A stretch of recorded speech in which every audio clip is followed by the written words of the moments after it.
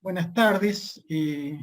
Como director del Instituto Patagónico para el Estudio de Ecosistemas Continentales, le doy la bienvenida a esta nueva edición del ciclo de seminarios del IPEC.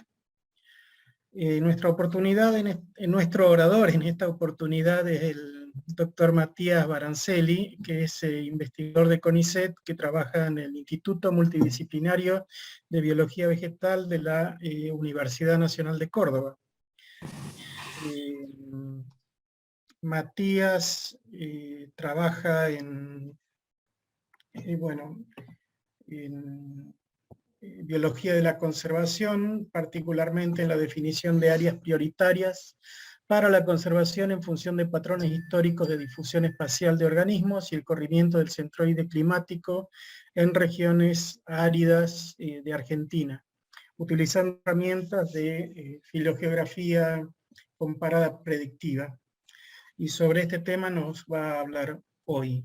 Matías es egresado de la Universidad de Córdoba, donde también realizó su doctorado, y nos está acompañando hoy también su directora, Alicia, que está aquí. Y bueno, dale Matías, adelante. Muchas gracias por participar. Antes que nada les recuerdo que este video va a estar subido al canal de YouTube del Instituto, donde la gente que no lo puede ver o ahora lo puede ver más tarde. La semana que viene va a estar subido allí. Adelante Matías, el espacio es todo tuyo. Gracias Luciano, voy a compartir la pantalla. Bueno, ahí creo que se ve de manera correcta. Bueno, primero agradecer ahí la posibilidad, como contó Luciano, este es mi segundo año pandémico como investigador, y bueno, es un placer para mí poder mostrar casi en territorio el trabajo que vengo realizando. Si bien vengo de la Universidad Nacional de Córdoba, gran parte de mis estudios doctorados y de postdoctorales los hice en el Monte Austral y en la estepa patagónica, y así que bueno, es para mí un gusto poder estos primeros resultados mostrárselos a ustedes. Así que bueno, muchas gracias por el tiempo. Eventualmente me avisan, vivo en un pueblito de Córdoba que mi conexión a internet puede fluir y ir y venir, entonces tengo opciones para sacar la cámara y esas cosas para mejorar la conexión, así que no dejen de interrumpirme si es que eso sucede. El trabajo que les voy a presentar se titula Refugios antropocénicos en la estepa patagónica, un enfoque macrogenético para proteger la biodiversidad de las plantas con flores. Y arranco diciendo que, bueno, creo que no tengo que argumentar mucho sobre la crisis ambiental que sufre nuestro planeta. Producto de las actividades humanas, como la que ven en la foto, eso es la semana pasada acá en donde yo vivo, observamos, bueno, producto de estas actividades, observamos tasas de extinción de especies sin precedentes en numerosos ecosistemas de la Tierra. Algunas estimaciones dicen que esta pérdida de especies actualmente es entre 100 y 1000 veces mayor que cualquier ritmo de extinción que hayamos conocido, por lo cual representa la extinción más grande y masiva de los últimos 65 millones de años a la que estamos aconteciendo. Y las principales causas detrás de esta pérdida de biodiversidad podemos simplificarlo y resumirlo diciendo que son el cambio climático y las transformaciones de los ambientes naturales. Hace poquitos días, con el informe del panel intergubernamental del cambio climático, nos enteramos que las temperaturas medias globales y regionales se están acercando a un límite superior que no lo experimentamos nunca en el último millón de años, y que las consecuencias de ese aumento en la temperatura ya están documentadas en todos los biomas de la Tierra. Entonces, ante variaciones en la fenología de las plantas, la tolerancia fisiológica de las plantas y de los animales, cambios en las distribuciones de las poblaciones y cambios en la composición de las comunidades, esperamos que estos cambios climáticos sean la principal causa de extinción en las próximas décadas. Sin embargo, actualmente, el cambio en el uso de la tierra a través de la conversión, la degradación y la fragmentación del hábitat fue y seguirá siendo por mucho tiempo tal vez el principal impulsor de pérdida de biodiversidad en todo el mundo. Y contado de esa manera, tal vez se pueden imaginar un efecto combinado, sinérgico, entre estas dos causas. El cambio climático y el uso de la tierra pueden generar un aumento en la tasa de extinción proyectada para el futuro cercano, dado que, por ejemplo, la pérdida de hábitat y la fragmentación reduce la capacidad de las especies para cambiar su distribución en busca de nichos climáticos adecuados. Entonces, a la luz de estos procesos antropogénicos que no solamente van a reducir la biodiversidad, sino que también van a tener un impacto grande sobre la diversidad funcional de los ecosistemas, a medida que el cambio climático se acentúe en las próximas décadas, la protección de la biodiversidad y de los servicios que los ecosistemas brindan a la naturaleza y a las personas, tiene que seguir ocupando un lugar destacado en la agenda política y científica nacional e internacional. Pero cuando pensamos en la biodiversidad, a lo largo de la historia de la biología y de la conservación en general, los esfuerzos de priorizar áreas, en el mejor de los escenarios, se han puesto en identificar áreas con altos niveles de riqueza de especies. Sin embargo, cada vez tenemos más certezas, más evidencias de que intentar conservar procesos ecológicos, evolutivos, puede resultar más eficiente que los enfoques basados en especies para capturar de una manera más apropiada los atributos de la biodiversidad y el funcionamiento de los ecosistemas. Entonces, en ese sentido, ante estos cambios ambientales rápidos que se esperan, es necesario mirar más allá de la diversidad taxonómica y comenzar a considerar otras perspectivas, dimensiones, niveles de la biodiversidad y ver cómo los integramos entre ellos. Y en tal sentido, la diversidad genética intraespecífica, los niveles de variación a nivel genético que podemos observar dentro de una población, que ha sido un foco de interés en lo que ha sido mi formación de doctorado y postdoctorado, creemos que ofrece una gran oportunidad en el campo de la biología y la conservación.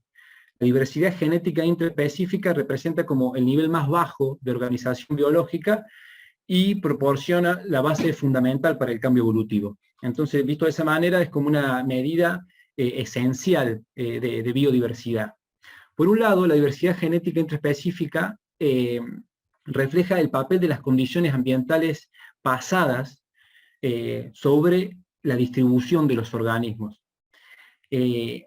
De alguna manera, esos niveles de diversidad genética que observamos en una población nos permite evaluar y predecir si ha sufrido cuellos de botella, expansiones de rango, efectos fundadores, eventos de vicarianza o dispersión, fluctuaciones en el tamaño efectivo de la población.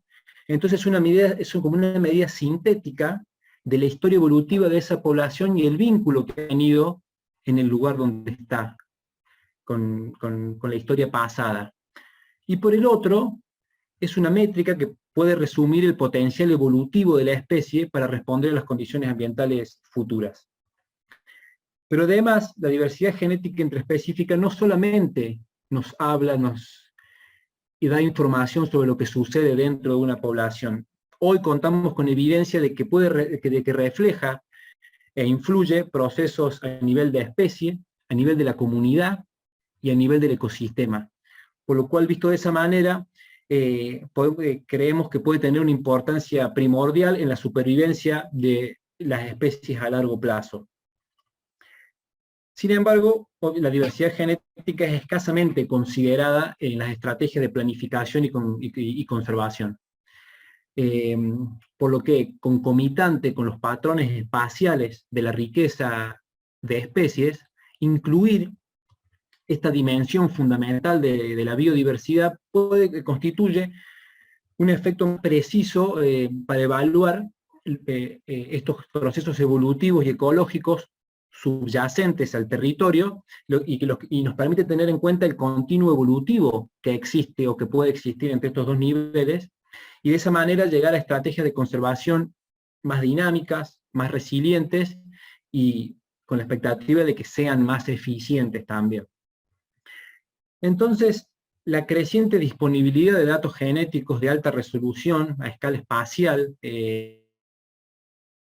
principalmente de los estudios filogeográficos que se han realizado en las últimas décadas, permite mover el campo de las estrategias de la biología de la conservación a una nueva agenda de lo que podemos denominar, o lo que se ha denominado estudios macrogenéticos, que por definirlo de alguna manera, el estudio macrogenético es describir y analizar los patrones generales de la diversidad genética intraespecífica a escala global, regional, ecosistémica, compilando información proveniente de múltiples trabajos y analizarlo en función de procesos novedosos, que tal vez no consideraron los trabajos originales, para en esa asociación determinar propiedades ecológicas y evolutivas emergentes que nos permitan, a modo de evidencia, desarrollar nuevas teorías y establecer estrategias de gestión sostenibles o más integrales, como les comentaba recién.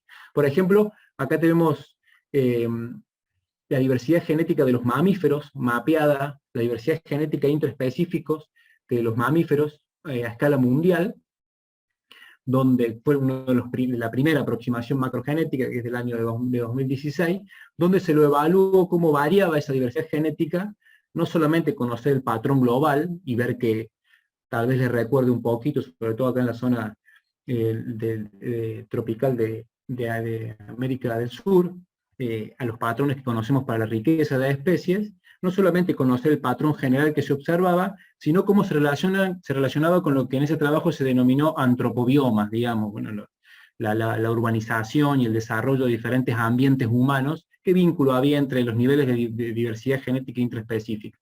Por ejemplo, este es un ejemplo con aves, donde se vinculó el patrón genético intraespecífico de las aves, también con el uso de la tierra en términos de urbanización, que producen los humanos a lo largo del mundo. Y este es un ejemplo más regional sobre el vínculo que existe entre los niveles de diversidad genética en las poblaciones y la variación en la luminosidad en el territorio que existe en Norteamérica.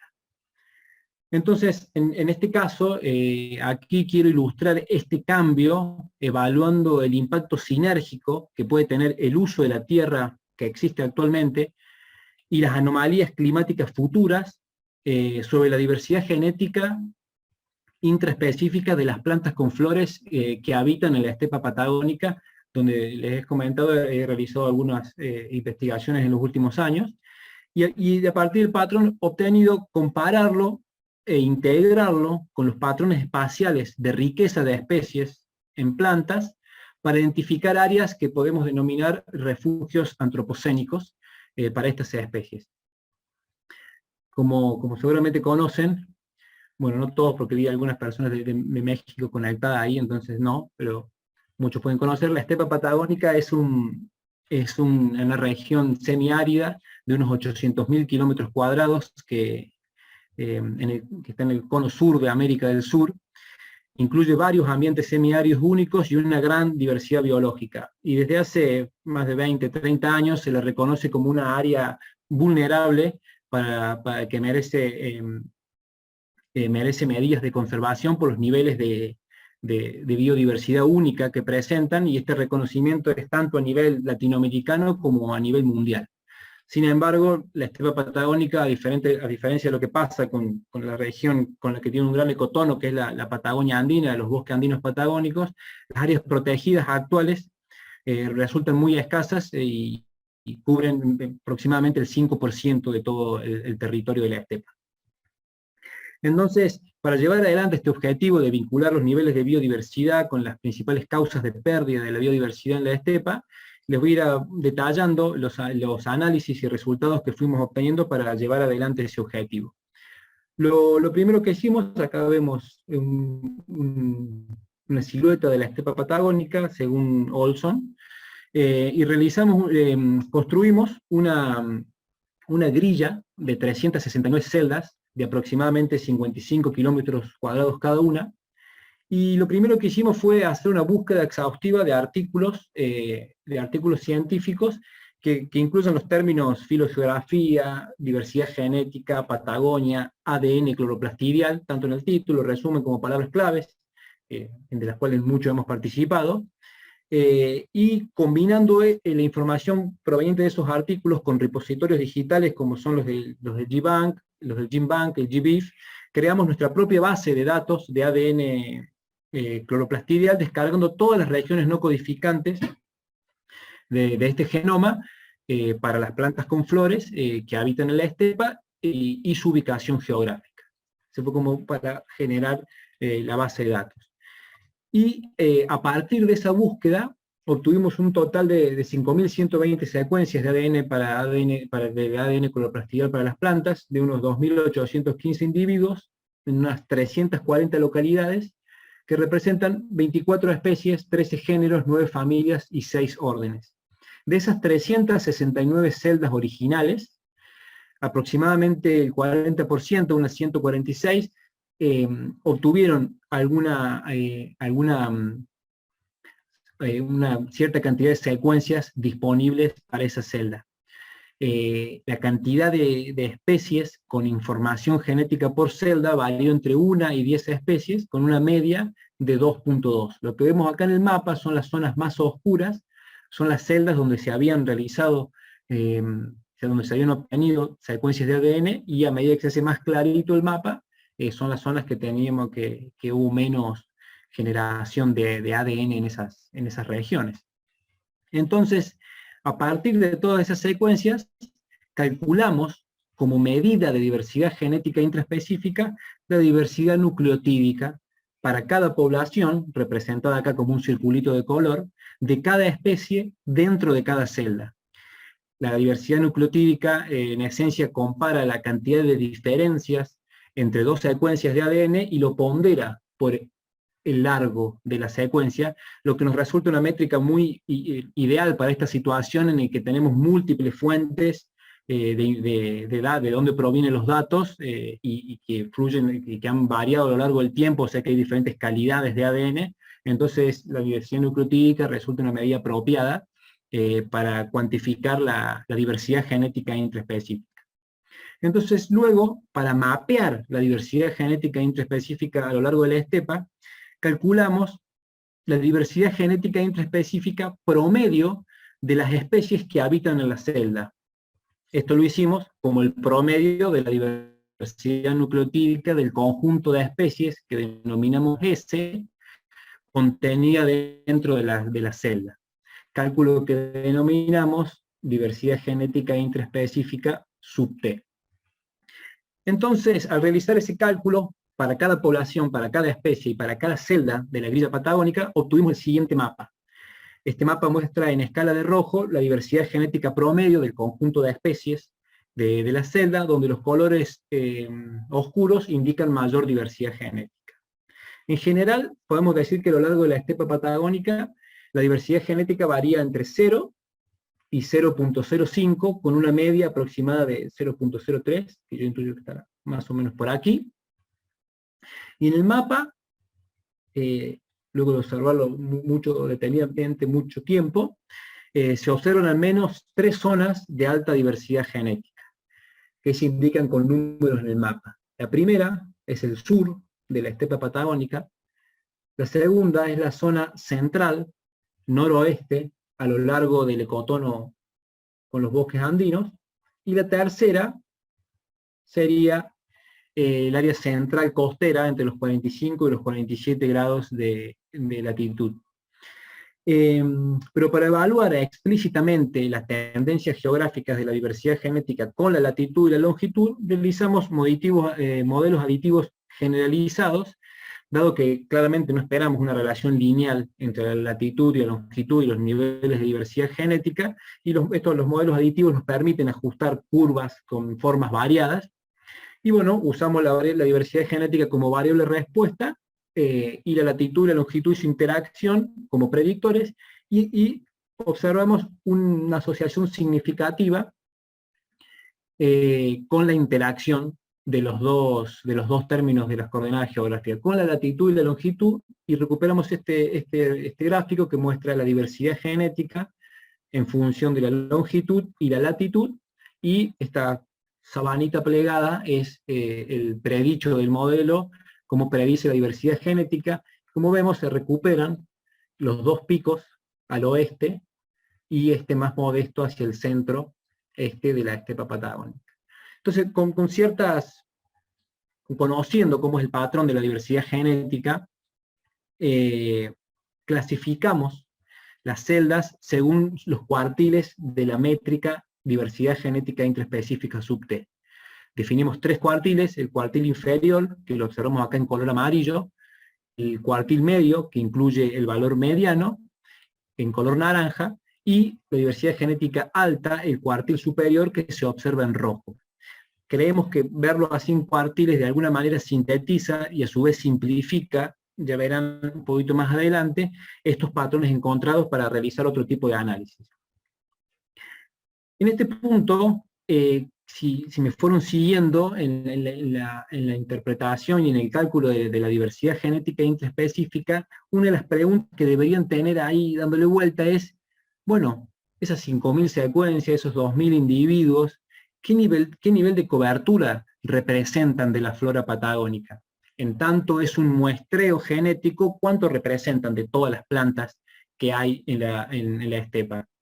Entonces, para conocer eso y saber cuán robusto en algún punto puede ser el muestreo, y también para el objetivo del trabajo, debemos conocer los patrones de riqueza y endemismo para poder compararlos y analizarlos en conjunto. Entonces, para hacerlo, de la base IRIS del Instituto Darwinian, bajamos todos los registros de las colecciones botánicas para todas las provincias políticas patagónicas y aplicamos una serie de filtros para depurar ese conjunto de datos, eliminando los individuos no identificados, y eliminando cuando las coordenadas geográficas eran de mala calidad, eliminando aquellas especies domesticadas o que eran exóticas, y revisando todas las sinonimias que podía haber. De esos 64.000, más de 64.000 registros, nos quedaron algo más de 13.000, y con la misma lógica de la diversidad genética intraespecífica, construimos este mapa de riqueza de especies, que, bueno, la misma lógica: más oscuro, mayor diversidad de especies de planta por celda. Dentro de este mapa, bueno, detectamos que existirían 1.986 especies de plantas con flores en la estepa. Entonces podemos decir 1.986 especies, el año que nací, de plantas en la estepa patagónica, y que en las celdas podemos encontrar entre 1 o 514 especies de plantas, con una media de 38 especies. Y luego, siguiendo la misma lógica de los cuartiles que le mostré con la diversidad genética intraespecífica, construimos el mapa de cuartiles con la riqueza baja, media y alta en amarillo, naranja y rojo respectivamente. Y aplicamos un filtro más a esa base de datos de riqueza, ahora dejando solamente aquellas especies que habitan en las provincias, que habitan dentro del polígono que definimos, es decir, los endemismos de la estepa patagónica. Ese filtro nos dejó algo más de 8.000 registros, y detectamos 1.023 especies que son exclusivas de la estepa patagónica según la base IRIS del Instituto Darwinian, que es la que, bueno, de las más completas del cono sur para esta región. Este dato también lo chequeamos con las bases del GBIF, y el Darwinian resultaba con mayor resolución, mayor cantidad de especies, pero estaban altamente correlacionadas. O sea que significa que el 50% de las plantas con flores de la estepa serían endémicas. Podemos decir de que la variación de endemismos fue entre 0 y 324 por celda, con una media de 8 endemismos por celda. Y lo mismo, calculamos la diversidad genética, la riqueza de endemismos continua, y esta variación categórica según los cuartiles de la variable. Entonces, con estos datos ya podemos ver algunos resultados sobre la cobertura taxonómica de los datos genéticos que le presenté 2 diapositivas antes. Esto es, ¿qué relación hay entre las especies con información genética intraespecífica disponibles y el total de especies? Bueno, podemos decir que el porcentaje total de especies de plantas patagónicas con secuencia fue del 1,28%, siendo mayor a niveles taxonómicos superiores, 7,3% para familias y 18% de los órdenes presentes en esa región. Cuando vemos la cobertura taxonómica de las especies con datos genéticos, por celda construimos este mapa en escala de verde, donde las zonas más oscuras son zonas donde la cobertura, donde la cantidad de especies muestreadas con relación al total de especies que hay fue mayor, y bueno, más claritas donde ese muestreo era menor. La cobertura promedio por celda fue del 5% y varió entre 0, que son las celdas blancas, y 100%, como son estas celdas acá en el noroeste de la estepa. A pesar de esas celdas muy oscuras ahí, cuando analizamos la tendencia geográfica de la cobertura, vemos que se correlaciona negativamente con la latitud y de manera positiva con la longitud. Quiere decir que hacia el noreste, esta zona es la zona que presenta en términos espaciales mayor cobertura, y la zona del noroeste, esta zona, la zona con menor cobertura de datos genéticos. Entonces, con alguna seguridad sobre el patrón de la diversidad genética, por saber cuánto representan los datos que tenemos, dónde tenemos más colectas o dónde tenemos menos, etc., la siguiente pregunta en cuanto al objetivo que yo me propuse es: ¿qué relaciones espaciales hay entre la diversidad genética y estos niveles de riqueza a lo largo de la estepa? Entonces lo primero que quiero hacer es mostrarles los mapas, uno al lado del otro, el mapa de la diversidad genética intraespecífica en la estepa, la riqueza y los endemismos. Y si vemos, el de riqueza tiene algunas coincidencias con el de diversidad genética. Fíjense acá el ecotono, con los bosques andinos también resulta una zona de alta diversidad, también la zona sur resulta una zona de alta diversidad, acá en las zonas costeras hay algunas celdas coincidentes, pero bueno, acá hacia el norte, en el ecotono, aparecen en la zona de la Payuña, zonas muy diversas, con mucha cantidad de plantas, que bueno, que no se recupera de la misma manera, porque no tenemos información en algunos casos, y en otros casos pero bueno, en algún punto son similares, y el modelo aditivo, en este caso, mostró una relación solo con la longitud, donde la cantidad de especies disminuye hacia el este. En el caso de los endemismos, fue mucho más parecido a los niveles de diversidad genética específica. También obtuvimos una interacción significativa en la reconstrucción del modelo aditivo y recuperamos un patrón bastante similar al de la diversidad genética, con dos picos de máxima diversidad endemismo hacia el oeste, uno al norte y otro al sur. Pero para analizar explícitamente la relación entre la riqueza y la diversidad genética, recurrimos una vez más a los modelos aditivos. Esta vez que tienen esta forma: la diversidad genética como variable de respuesta, y la riqueza o endemismo como predictor principal, más la latitud y la longitud como factores fijos del modelo. Pero por cierta experiencia que teníamos de algunos otros trabajos, llamémosle macrogenéticos, que hay en la literatura reciente, sabíamos que esta predicción, la capacidad de la riqueza para predecir la diversidad genética intraespecífica, está muy influenciada por la cobertura taxonómica de la variable respuesta. Cuando más conocemos de la cantidad de especies que existen en una celda, mientras más conocemos la diversidad genética de esa especie, es mejor, o sería mejor, la capacidad de la riqueza para predecir la diversidad genética. Entonces, definimos 4 niveles de cobertura taxonómica para probar esta relación diversidad genética-riqueza.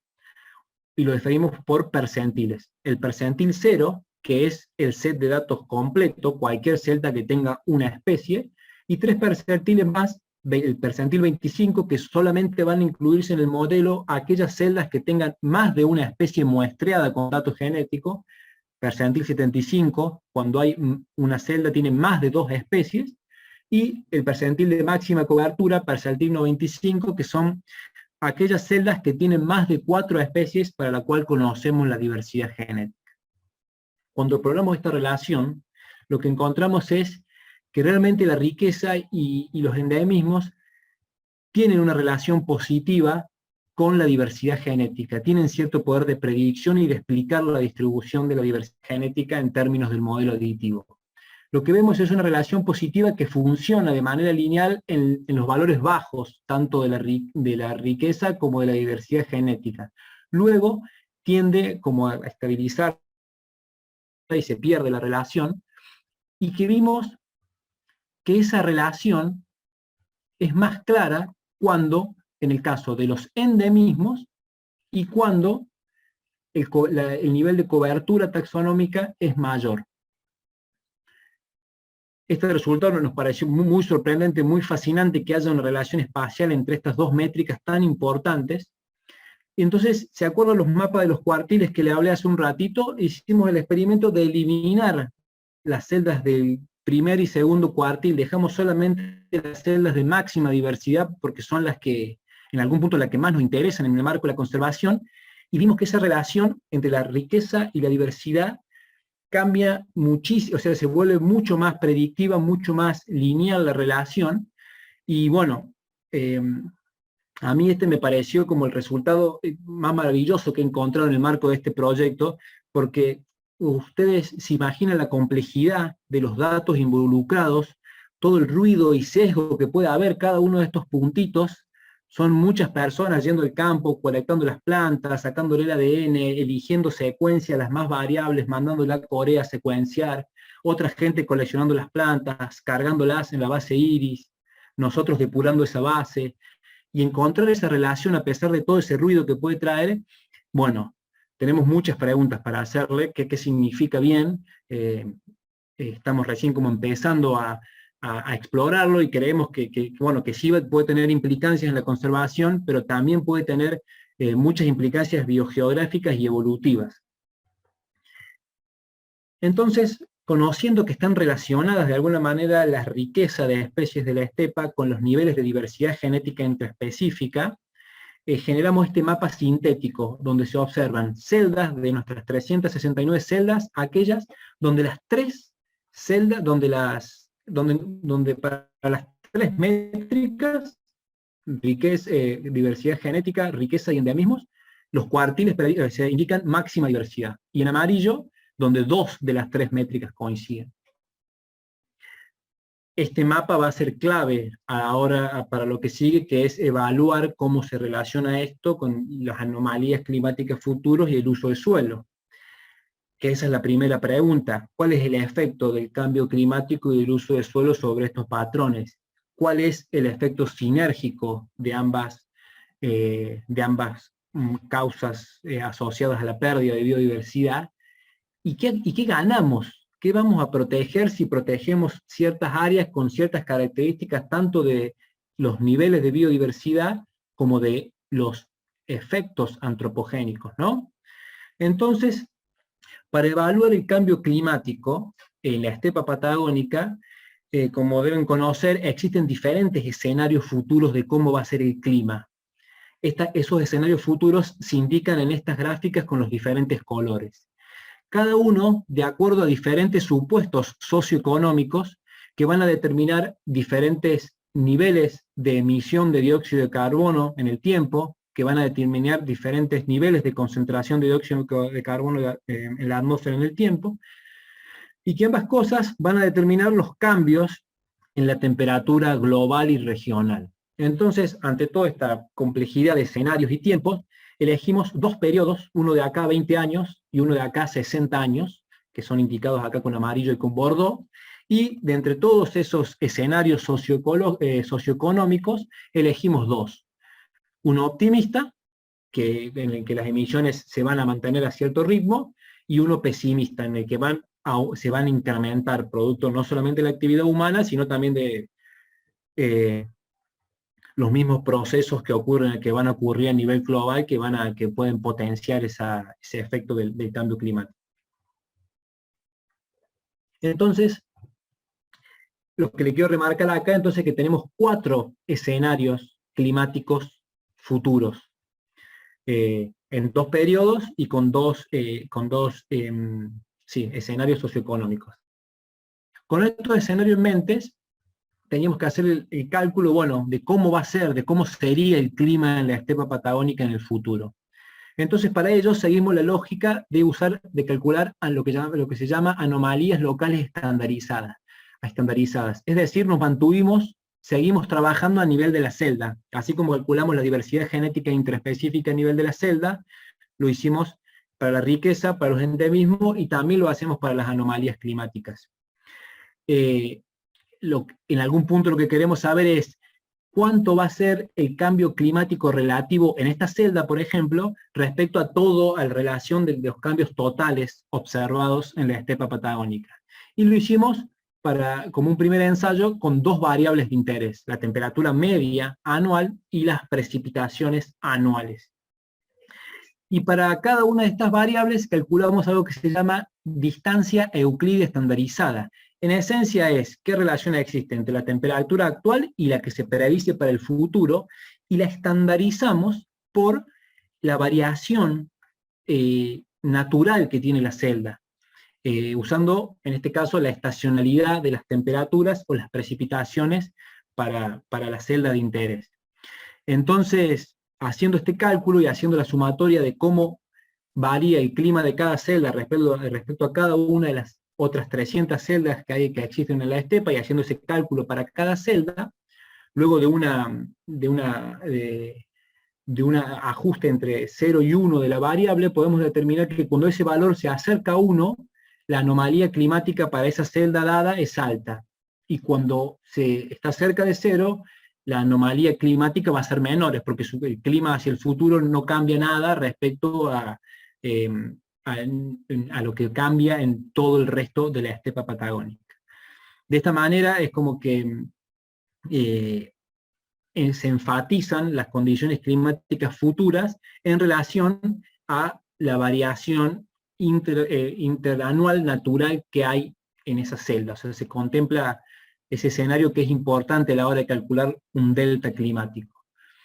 Entonces, esto lo hicimos para la temperatura media anual.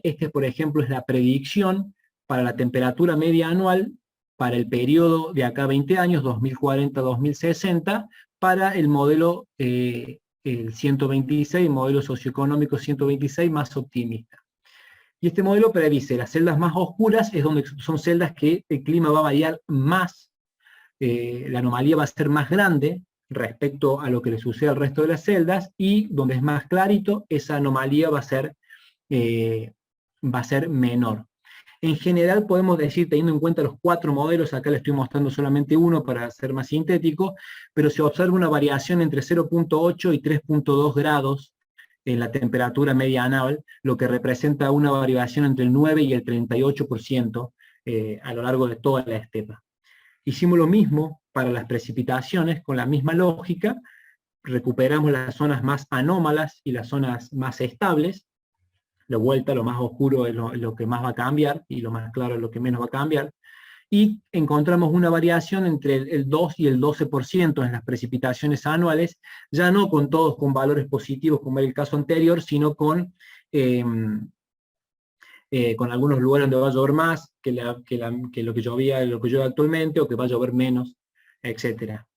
Entonces, con estos valores de anomalías locales para cada una de las 369 celdas, construimos histogramas de frecuencia de la anomalía, cuál es el valor más observado de la anomalía, y dividimos los valores de distancia euclídea estandarizada en 2 categorías para poder binarizar los mapas. Y definimos que todo lo que está por arriba de la mediana como una anomalía alta, una anomalía climática alta, y aquellos lugares que están por abajo de la mediana como una anomalía climática baja. Hicimos esto para la temperatura, hicimos esto para la precipitación. Entonces tenemos 4 escenarios por 2 variables, tenemos 8 mapas que categorizan el clima en alto y bajo. Combinamos esos mapas de temperatura y precipitación agregando sus celdas binarizadas para obtener 4 mapas de anomalías climáticas altas o bajas para cada periodo de tiempo, 40, 80, y para cada escenario socioeconómico, 126, 585.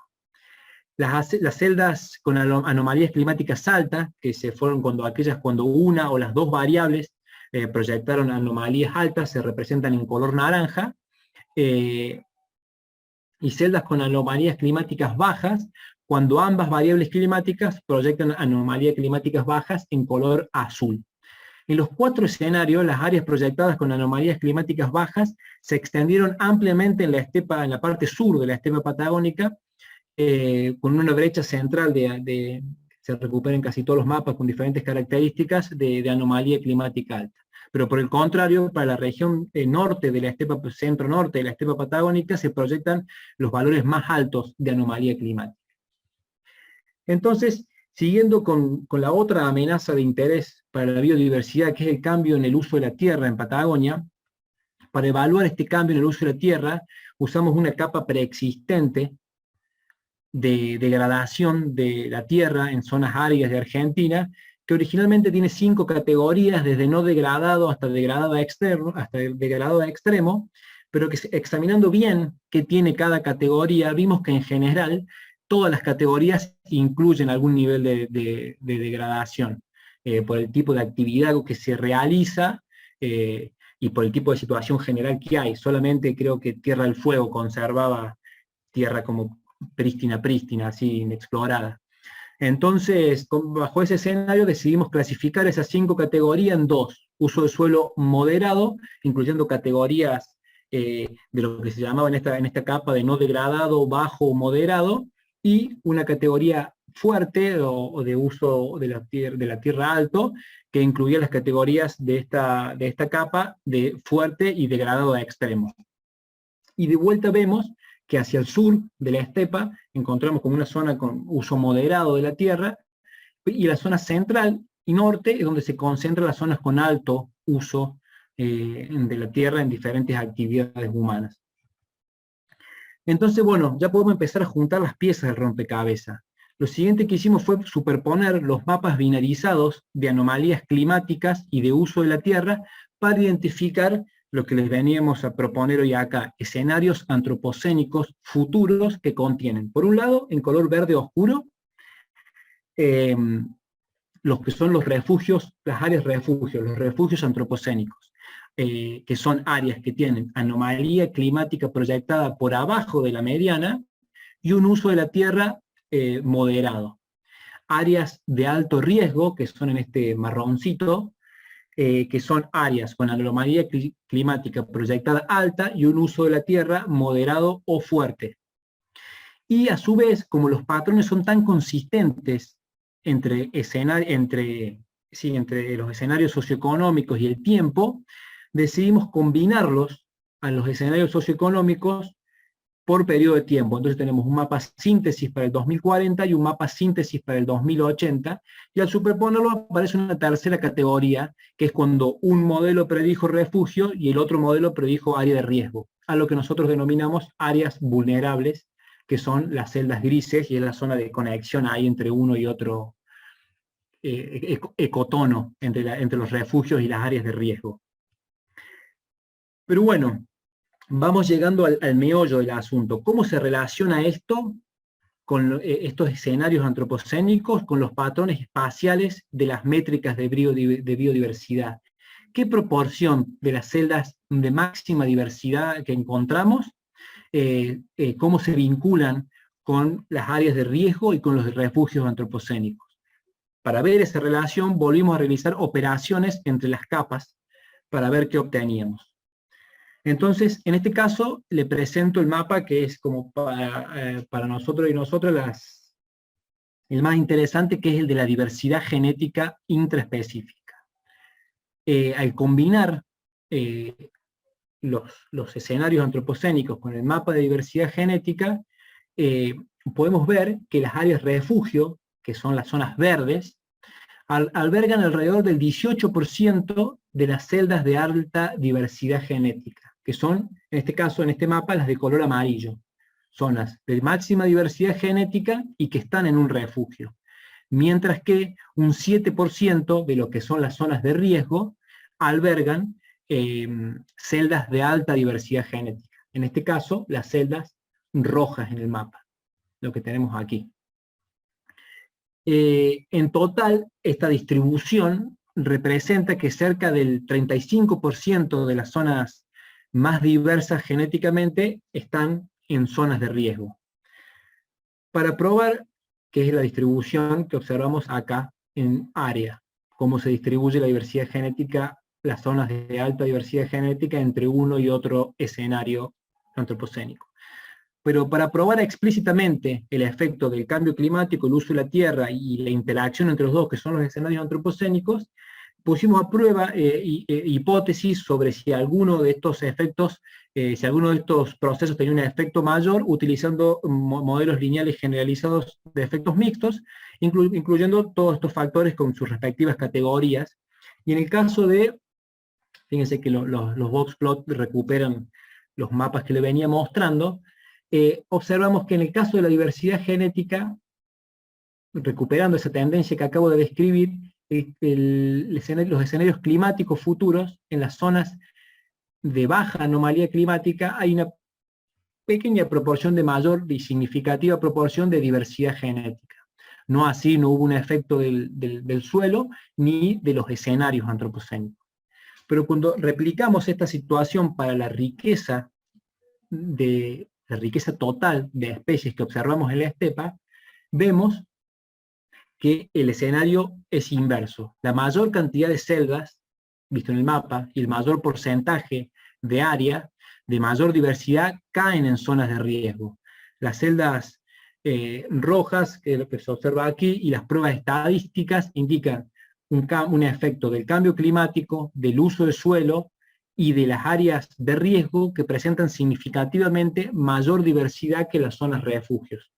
Patrón consistente que observamos en los endemismos, donde no hubo un efecto del suelo, sí hubo un efecto del clima, y los refugios, dado que el clima es el que principalmente motoriza los patrones observados en los escenarios antropocénicos futuros, también se observa que la riqueza de endemismos se concentra mayormente entre las áreas de riesgo. Entonces, total, tenemos estos mapas que resumen dos niveles de biodiversidad, diversidad genética intraespecífica y riqueza de especies, en función de dos principales causas detrás de la biodiversidad, que muestran que se vería drásticamente afectada la biodiversidad, principalmente en el norte de la estepa patagónica. Se me olvidé de describirlo, cerca de un 65% de todas las celdas son celdas de riesgo, mientras que un 35% son celdas de refugio. Y bueno, tal vez podría terminar aquí la situación, el análisis, la descripción. Pero no, porque la propuesta que yo le hice al principio era intentar integrar estos niveles de biodiversidad para ver qué podía emerger de eso, y eso realizarlo explícitamente. Y para poder hacerlo voy a introducir un elemento más al sistema, que es una contribución en el que varios miembros del IPEC he visto que han participado como colaboradores en este proyecto, que es una contribución para la planificación de la conservación en la región de la estepa patagónica, que se publicó en el año 2013 en Chevar y colaboradores, y que se centra a nivel de riqueza de especies, y no solamente involucra plantas, sino también insectos, moluscos y vertebrados, y con el mismo objetivo, evaluar áreas prioritarias para la conservación. El trabajo es muy hermoso, muy completo, y tomé solamente este mapa, que no es un mapa final, pero es un mapa que podemos utilizar para compararlo con los nuestros, y lo que se observa acá es el mapa. Las áreas en verde son las áreas seleccionadas como prioritarias para la conservación por los autores de este trabajo. Entonces, cuando incluimos esa información en el mapa, acá tenemos un mapa que intenta empezar a sintetizar los patrones encontrados. Acá tenemos la estepa patagónica, la diversidad genética intraespecífica, en amarillo, aquellas zonas de máxima diversidad en zona refugio, en rojo, máxima diversidad pero en área de riesgo, en salmón, las áreas prioritarias propuestas por Chevar y colaboradores, y en azul, las áreas protegidas que actualmente existen en la estepa, ¿no?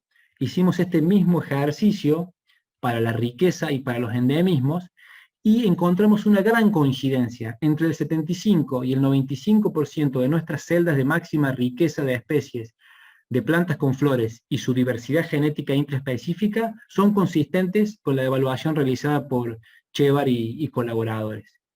Pero de ambos se desprende un resultado alarmante. Solamente el 1,8, es el menos del 2%, 1,8% de las celdas de lo que nosotros consideramos refugio coinciden con áreas protegidas actuales.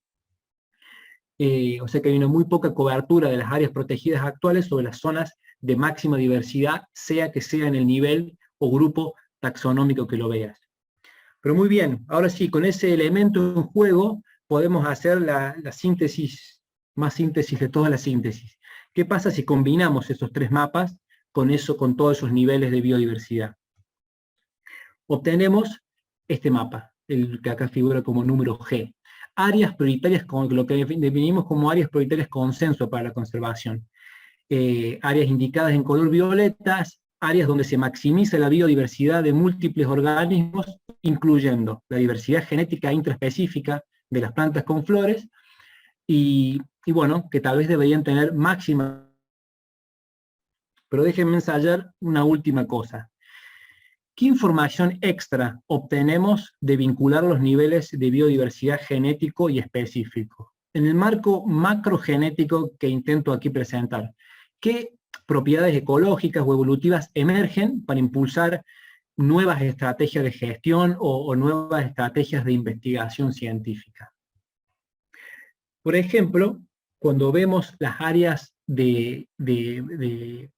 con prioritarios consensos para lo que es la zona norte de la estepa patagónica, que ya sabemos que son áreas que coinciden no solamente la alta riqueza de especies y endemismo, lo que tenemos que entender que si protegiéramos estas zonas, también estaríamos protegiendo mecanismos históricos claves que promovieron dicha diversidad.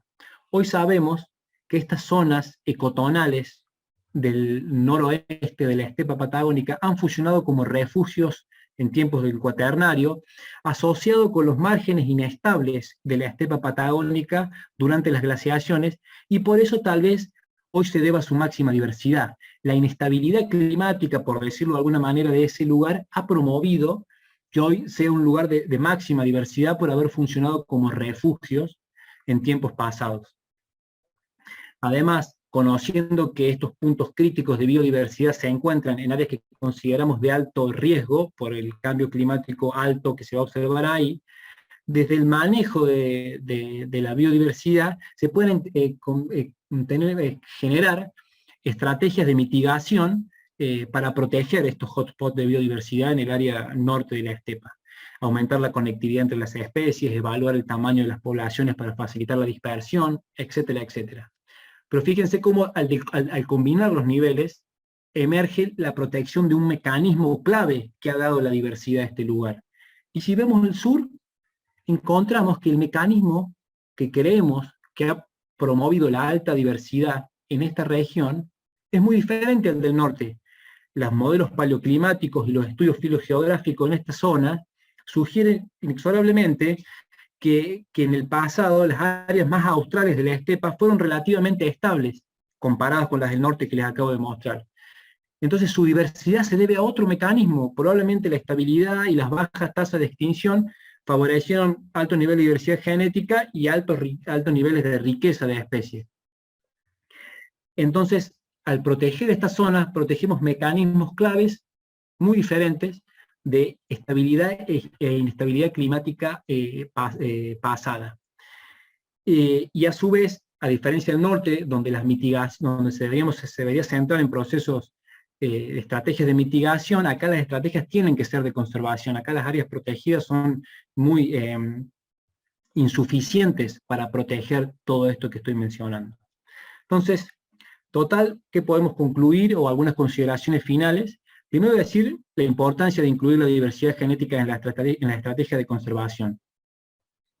Al combinar la diversidad genética con la riqueza de especies, podemos proteger mecanismos claves que promovieron la biodiversidad, en este caso los procesos históricos que le dieron forma a los patrones que observamos. Es importante destacar que este es el primer intento de sintetizar y armar una base de datos que permita considerar la diversidad genética en medidas de conservación. Falta mucha información, este es el primer paso, tenemos el 1% de las especies de la estepa, yo estoy seguro que si probáramos con otros sistemas, tal vez el porcentaje de cobertura sea mayor, pero fíjense que con 1% y con el trabajo exhaustivo de 15, 20 años en la estepa, encontramos alta coincidencia con áreas designadas previamente como prioritarias, ¿no? Entonces eso es un gran, un gran entusiasmo para poder replicarlo y seguir aumentando. Y dadas las tendencias espaciales en las que actuaron los procesos antropogénicos, se destaca como la necesidad de una gama de estrategias de conservación hacia el futuro, ¿no? Principalmente de mitigación en el norte y de conservación en el sur. Pero sobre todo una gama grande de investigaciones que se pueden realizar. Nuevos estudios genéticos a escala intra como interespecífica en las zonas que les marqué quedan de desconocimiento, estudiar a campo el efecto ya en marcha del uso del suelo y del cambio climático, ver si hay cambios en la fenología, en los niveles de reproducción, en los niveles de entrecruzamiento de las plantas, y sobre todo, a partir de los resultados que obtuvimos de los modelos, generar modelos predictivos a partir de esta información y ver todo el potencial que nos pueden decir eso para, por ejemplo, predecir la diversidad genética, la riqueza o incluso otros niveles de la biodiversidad, como puede ser la funcional o la ecosistémica. Son todas investigaciones. Todo esto en pos de enfrentar estos desafíos que nos toca vivir y proteger o salvaguardar la biodiversidad de las plantitas del fin del mundo. Y bueno, muchas gracias.